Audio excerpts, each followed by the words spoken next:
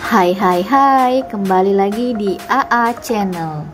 Apa kabar semuanya? Semoga kita semua sehat walafiat dan semua yang menonton channel ini juga sehat selalu. Dan tak lupa juga kita selalu bersyukur kita masih bisa tersenyum dan bersama orang terkasih kita. Baik, kali ini saya akan menceritakan alur film Road Games 2015. Check it out. Film dibuka dengan memperlihatkan seseorang yang sedang mengurus sebuah jasad di suatu tempat yang dimana jasad tersebut langsung ia mutilasi dan dikubur setelahnya. Coba kita beralih ke adegan lain. Seseorang pria bernama Jack yang sedang menunggu di tepi jalan. Menariknya, di jalan ini terdapat sebuah tanda jalan yang berkata, "Jangan pernah memberikan tumpangan kepada siapapun." Belum diketahui pasti apa maksudnya. Tapi yang jelas, tiap-tiap mobil yang lewat di jalan itu sama sekali tidak pernah memberikan Jack sebuah tumpangan, baik itu dari pendatang baru ataupun warga di wilayah tersebut. Jack sendiri cuma bisa pasrah aja sambil menahan emosinya. Seiring berjalannya waktu, Jack pun berjalan dan berjalan, sampai pada akhirnya ia tidak sengaja melihat seseorang pria dan seorang wanita yang sedang cekcok. Dari situlah si pria langsung pergi begitu saja, serta meninggalkan wanita itu hingga mereka berdua di tengah jalan.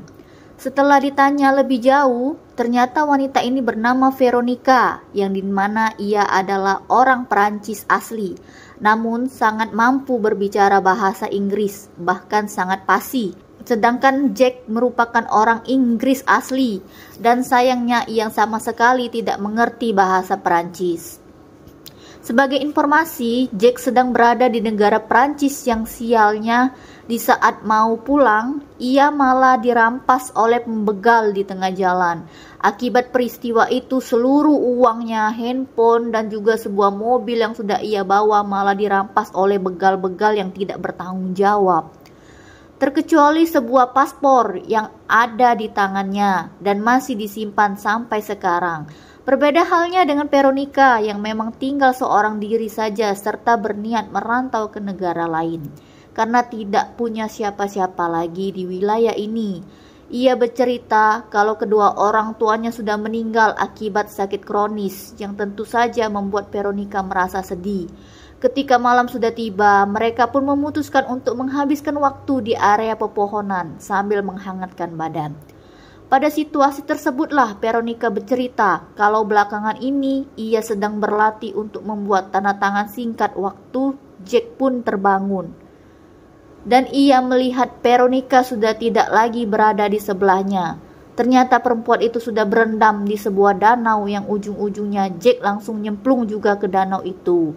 Setelah mandi bareng, lanjutlah perjalanan mereka dengan berjalan kaki. Siapa sangka di saat sudah pasrah sama keadaan, mereka malah melihat sebuah mobil yang berniat memberikan mereka sebuah tumpangan.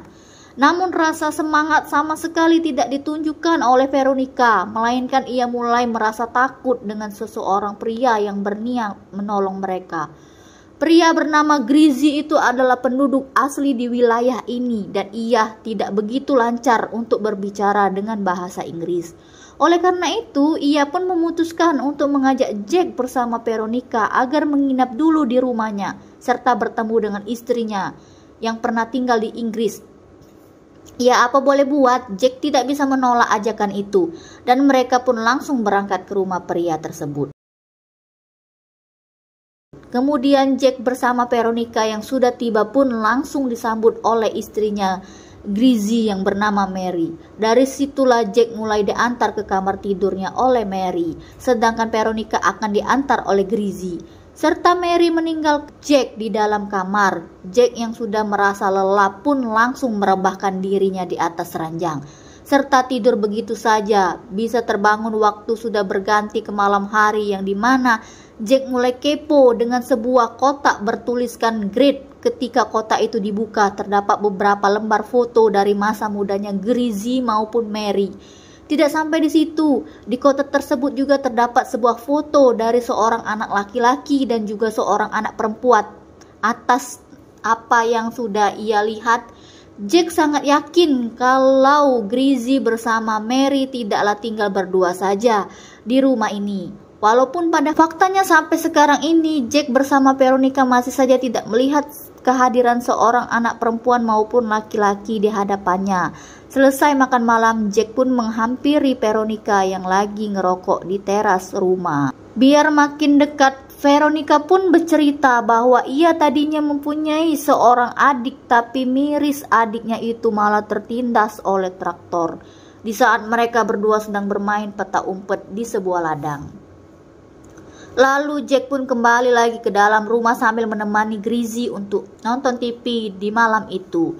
Di titik ini Jack berkata kalau ia akan bergegas pergi dari rumahnya Grizzly dikarenakan ia harus pulang ke Inggris untuk memberitahu kabar kepada keluarganya. Begitu juga halnya dengan Veronica yang berencana untuk merantau di negara lain demi keberlangsungan hidupnya. Gak lama dari itu iseng-isenglah Jack bertanya kepada Grizzly apakah ia memiliki anak. Tapi anehnya Grizzly menjawab kalau ia tidak memiliki anak sama sekali. Lantas kalau begitu, foto anak siapa yang sempat dilihat oleh Jack di dalam kamar? Tapi ia enggak mau ambil pusing dan langsung berniat untuk tidur. Saat terbangun langsung mandi selayaknya orang normal. Tapi entah kenapa suasana di rumah itu sangatlah sunyi dan Veronica juga tidak terlihat sama sekali. Jack bisa berpikiran jelek, sudah membayang-bayang. Jack muncullah Grizzly secara tiba-tiba sambil menggenggam sebuah palu di tangannya. Grizzly berkata kalau Veronica sudah pergi dari tadi subuh dan ia tidak enak untuk membangunkan Jack yang sangat pulas dengan tidurnya. Dari perkataannya itu semakin membuat Jack curiga perbuatannya Grizzly, walaupun Grizzly sendiri mengaku bahwa ia baru selesai memperbaiki pintu lemari. Namun Jack mulai mempercayai perkataan Grizzly setelah ia melihat sebuah surat yang sengaja ditulis oleh Veronica sebelum benar-benar pergi dari rumah ini. Tapi siapa sangka dari surat itulah Jack mulai menyadari ada sesuatu yang tidak beres. Lebih tepatnya tanda tangan Veronica sangat-sangat tidak cocok dengan apa yang sempat ia lihat ketika mereka terdampar di pinggir jalan. Tak hanya itu saja, baru saja sadar akan kejanggalan tersebut, Jack malah dihajar oleh seseorang sampai-sampai ia pingsan. Pada saat itu Jack terbangun, ia pun sudah diangkut ke sebuah mobil pick up, yang dimana mobil tersebut juga sempat terlihat di awal film. Usut punya usut, Jack aja disekap oleh seorang pria parubaya yang bernama Delacroix, yang udah bisa dipastikan Jack langsung berpikir kalau ia sedang berada di sarang psikopat. Apalagi Delacroix juga tidak memberikan informasi lebih banyak selain menyuapinya dengan sepiring makanan. Nggak taunya segala ancaman yang diberikan oleh Delacroix kepada Jack hanyalah sebuah gertakan biasa. Tentu agar ia tidak lagi berontak seperti anak kecil pada saat itu. Bahkan ikatan tali yang ada di tangannya Jack juga sengaja dibukakan dan seketika itu juga Delacroix langsung memotretnya dengan sebuah kamera. Nggak tahu tujuannya apa. Tapi yang jelas ia pun kembali mengangkut Jack ke dalam mobil sambil disekap dengan beberapa lakban. Tidak sampai di situ, Delacroix juga berniat untuk membunuh Jack dengan sebuah jarum suntik yang sudah ia siapkan. Beruntungnya baru aja mau disuntik, Delacroix salah fokus sama kompornya yang masih menyala sampai-sampai menimbulkan asap. Dari situlah Jack langsung berusaha untuk melarikan diri secepat mungkin serta kabur sejauh-jauhnya dari incaran pria tersebut. Langkah demi langkah ia lewati sampai pada akhirnya Jack berhasil kembali lagi ke rumahnya Grizzly dan ia melihat Mary lagi bersiap-siap untuk pergi. Setelah mereka berdua pergi, itulah Jack langsung masuk ke dalam rumah sambil mencari keberadaan Veronica yang tidak ditemukan. Dan benar saja Veronica sudah disekap di salah satu ruangan serta tanpa basa-basi Jack langsung membebaskannya. Pada saat itu di saat bersamaan Mary sudah balik lagi ke rumah itu. Padahal Jack maupun Veronica baru saja senang-senang. Ya apa boleh buat, daripada ketangkap basah di dalam rumah lebih baik mereka berdua kabur sekencang mungkin. Meskipun ujung-ujungnya pelarian mereka itu mulai disadari oleh Mary maupun Grizzly yang udah terlihat panik. Memang sih nggak sebanding karena yang satu ngejar pakai mobil, yang satu lagi cuman kabur pakai kaki sendiri. Alhasil terdesak Veronica bersama Jack di sebuah ladang dan mereka harus berhadapan dengan Mary maupun Grizzy, masih belum menyerah gitu aja. Veronica pun langsung mengajak Jack untuk kabur ke sebuah kabin yang dimana mereka memutuskan untuk bersembunyi di dalamnya. Hanya saja siapa yang mengira ternyata kabin itu merupakan kabinnya Delacroix yang ia pun juga sudah tiba di kabin tersebut. Tapi Delacroix langsung dibikin bingung setelah Jack menunjukkan dirinya di hadapan Delacroix. Pada saat itu jugalah Jack langsung mengancam Delacroix dengan sebuah shotgun. Sampai-sampai ia harus terpleset dan tertancap ke besi tajam. Entah rencana apa yang akan dilakukan oleh Veronica, tapi yang jelas ia malah menyembunyikan keberadaan Delacroix. Dengan sebuah terpal ditambah lagi Veronica masihlah belum puas dengan penderitaan Delacroix. Dan ia langsung menusukkan sebuah pisau tepat di dadanya. Kemudian masuklah Grizzy bersama Mary ke dalam kabin tersebut. Yang dimana Grizzy langsung berbicara menggunakan bahasa Prancis kepada Veronica. Tidak lain tidak bukan dengan bahasa Prancis itu pun ia memanggil Veronica dengan sebutan anak.